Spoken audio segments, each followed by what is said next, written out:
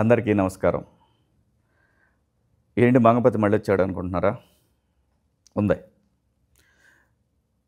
దానికన్నా ముందు మంగపతి కరెక్ట్ అన్నారు, మంగపతి తప్పు అన్నారు, మంగపతి రైట్ అన్నారు, మంగపతి మంచోడు కాదన్నారు. ఏమనుకున్నా మంగపతిని మాత్రం మీ మనసుల్లో ఉంచుకున్నారు. ఈ మంగపతిని ఈరోజు మన దగ్గరకు ఒక పంచాయతీ వచ్చింది.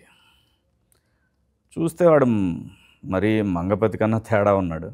ఆడి కూతురుది ఏదో పంచాయతీ. మామూలే కదా, లవ్ స్టోరీ. చూద్దాం. అరే అంకా, నన్ను పిలవండిరా. నమస్తే అన్న.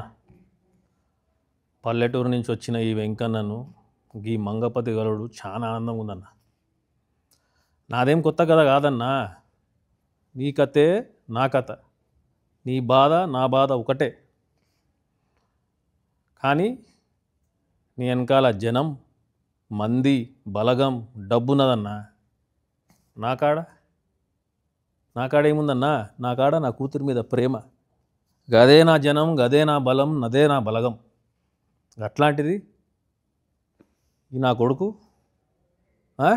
బ్యాండ్ కొట్టుకునేటోడు నా కూతురికి లైన్ వేసి దాన్ని మాయలా పడేసి ఇప్పుడు అది వాడినే పెళ్లి చేసుకుంటా అనే స్టేజ్కి తీసుకొచ్చిండన్నా. తప్పన్నా ఇది? కరెక్ట్ కాదన్నా ఇది? దీంట్లో ఏం న్యాయం ఉందన్నా? నువ్వు న్యాయం చెప్తావని నీ కాడకు వచ్చినా అన్న. నువ్వే న్యాయం చెప్పాలి. నీకు ఎక్కడ నచ్చలే రాజుగాడు? అన్న, నాకు గవర్నమెంట్ ఉద్యోగం ఉన్నది. నా పెండ్లం నాకు ఉద్యోగం ఉన్నదని పెళ్లి చేసుకున్నది. అవలాగం లేక ఇళ్ళల్లో తిరుగు, రోడ్ల పాటు తిరిగితే చేసుకోరా.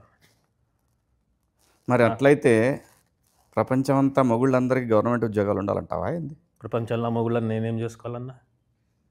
నా కూతురు మొగుడికి గవర్నమెంట్ జాబ్ కావాలి, లేకుంటే నేను చేయ. మా పెళ్ళాము అక్కకు వాళ్ళ కూతురుకు గవర్నమెంట్ జాబ్ ఉన్నోని పెళ్లి చేశారు, వాళ్ళ చెల్లకు గవర్నమెంట్ జాబ్ ఉన్నోని పెళ్లి చేశారు.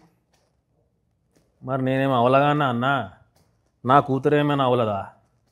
నా కూతురు కూడా గవర్నమెంట్ జాబే కావాలి, అంతే. ఉద్యోగం లేకపోతే ఇవ్వద్దు అనుకున్నావు, అంతే అన్న. మరి ఏదో తప్పుడు కేసు పెట్టి లోపల దోయాల్సింది కదా, ఎందుకు అంత తెచ్చినావు? మా ఊర్లో తప్పుడుకి ఇప్పుడు కేసులు ఏమి ఉండదన్నా. కాలు చేతులు ఎర్రగొట్టుడు, సంపుడు, బొందబెట్టుడు, మా కాడ గియే కేసులు. మరి అవి ఏం చేయలేగాను అన్నా.